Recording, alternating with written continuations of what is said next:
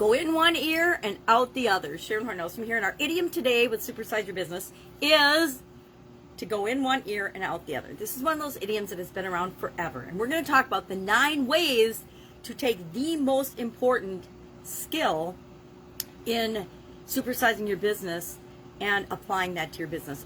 I want to say automatically, but it isn't automatic. Everything we want to create, we usually have to do it intentionally, and we usually have to practice it. We try once and we're not necessarily great at it, but it's something we can always get better at. So we'll talk about 9 ways to improve this skill.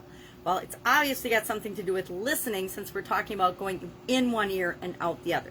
We have 2 ears and 1 mouth for a reason, so we listen twice as much as we talk. I can't remember who said that. Maybe Jim Rohn, one of the personal development gurus and leadership effectiveness gurus, said that decades ago, because I heard it decades ago. And sometimes I remember it, sometimes I don't. It depends on the situation. So this is an idiom and an expression, go in one ear and out the other, that's been around since the Roman times, 1st century CE, when the Roman Quintilian or something used it, as well as Geoffrey Chaucer's, he used it in his poem in 1385, Troilus and Cresside. I'm not necessarily great at pronouncing certain things, but it's been around for centuries. It became very, very popular. I think almost all of us have heard, hey, that went in one ear and out the other. With our teachers in school, a lot of things they said went in one ear and out the other. Our parents, maybe sometimes what they said went in one ear and out the other. When it comes to growing and supersizing our business, the last thing we want is for the things that we say to go in one ear and out the other of the people that we're interacting with, our customers, our team members, our employees, our vendor partners, etc. We want to make sure that things don't just go in one ear and out the other, and that people retain and understand and agree with and buy into the things that we're trying to do and create as we build and grow and supersize our business. So this skill, of course, and there's lots of idioms that have to do with hearing, right? Fall on deaf ears, all ears. That one's been around since the 18th century. Keep your ear to the ground means pay attention, pay attention and listen. Lend an ear. Make one's ears burn. Have you ever heard that one? Sometimes people use language that can make your ears burn. Sometimes people say things that are so untrue or such false lies or crazy talk that it can make your ears burn. Music to our ears, music to your ears, that's a good one. So they can go both ways, right? Positive and negative. But we want to take this idiom, like all the idioms we talk about, and ask ourselves, what does this mean to me? What does it mean to the people I interact with? And then how can I use that to build and grow and supersize the business that I'm building and creating here? And listening is the #1 skill, in my opinion, to increase leadership effectiveness, to be a better leader, to be the best leader you can possibly be. I think that listening is an incredibly necessary and powerful skill. And so what are 9 ways that we can increase our leader effectiveness by listening? #1, be an active listener. Perk up, pay attention, listen to what's going on around you. People will always, I say this all the time, and I'm not sure people understand it, but it's so true. People will tell us everything we need to know if we just listen to them. #2, ask effective questions. #1, though, we want to be an active listener. We want to make sure that it's a 2-way conversation and that we're actually understanding what people are trying to communicate to us, because every word, everything is impacted slightly differently by each and every one of our individual and unique experiences. That's the cool thing about being a human being, is each and every one of us have a unique set of experiences. Even siblings, like my sisters and I have 3 sisters, and all of us, even though we had the same parents, the same upbringing, a lot of things, we're all very, very different because we each experienced and had different experiences throughout our life, as does everyone you come in contact with. But if we ask our customers questions, if we ask our vendors questions, if we ask our partners questions, if we ask and research and look into different industries and listen to what's going on, we will learn everything we need to know to grow and supersize our business. But we have to seek out and ask those questions. #3, understand and know your audience. I know this is a biggie and we go back to it all the time and people forget it, and until you identify and determine who it is you're here to serve, who you really love serving, you're going to be serving everyone yet no one. So understand, ask questions, really engage with, and if you're not doing it, get someone in your organization to be continually engaging with the people that you love serving, your ideal customers, so that you attract more of them into your business. Number 4, listen to nonverbal communication. Now, how do you listen to nonverbal communication? Well, you have to see, how are people behaving? What are they doing with their hands? How are they speaking? What is their tone of voice? What is their mood? What is the feeling?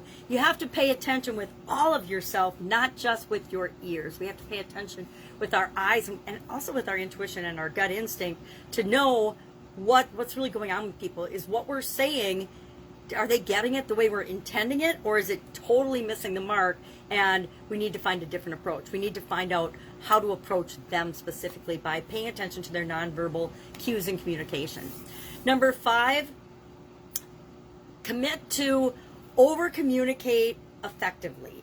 Now, what does over-communicate mean? It means make sure that the things that are important, you're saying more than one time. You're saying, you're printing, you're making a video, you're repeating the things that are important. Because things like expectations, I mean, whenever a new person comes into our organization, we have a mutual expectation sharing. Whenever I work with a new person, we share expectations. I want to know what they expect of me and my organization right from the get-go, so that I know how to go about serving them the best. We need to over-communicate timelines, expectations. I always say under-promise and over-deliver. And part of over-delivering comes from communicating effectively. Number 6, we want to begin and end powerfully. Whenever we're in a negotiation or a communication, we don't want to start off weak and wishy-washy. We want to begin and end the communication that we're having strongly and powerfully. We want people to know that we're confident, we believe in what we're saying and what we're sharing.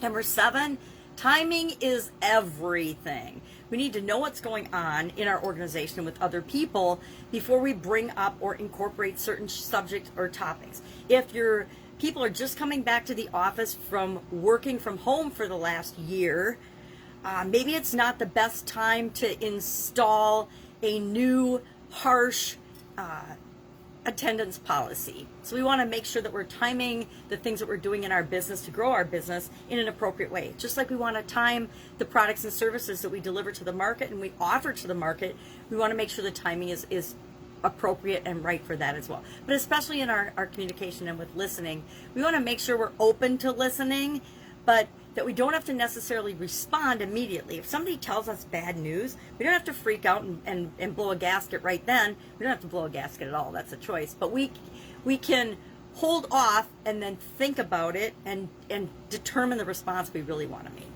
Number 8, get comfortable being uncomfortable. I just read a book, and I don't see it sitting around me right now. I've been tidying up in my office because it's a disaster, as you can tell.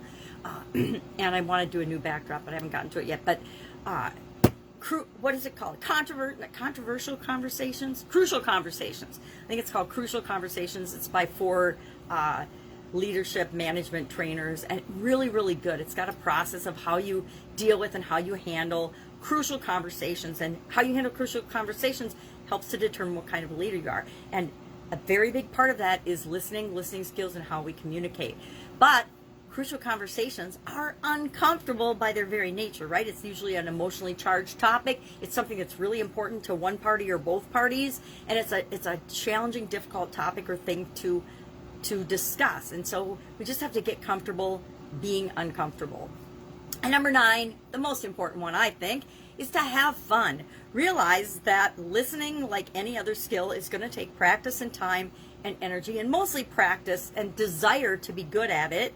But have fun doing it. Make sure that you're finding fun, creative ways to become a better listener. If you do that, then it won't feel like just another skill you have to acquire. It'll feel like something that's really helping you. And as you see the benefits of being a better listener, you'll just want to become a better and better and better listener.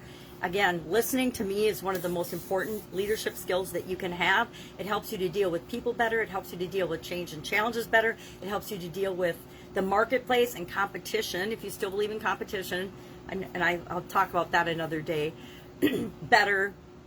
But it just makes you a better leader. And frankly, these days we need great examples of leadership. We've got plenty of bad examples of leadership going on in the world right now. It's time for small business owners that are looking to supersize and grow their business, entrepreneurs, to stand up and say, no, this is how we lead today, and set the example.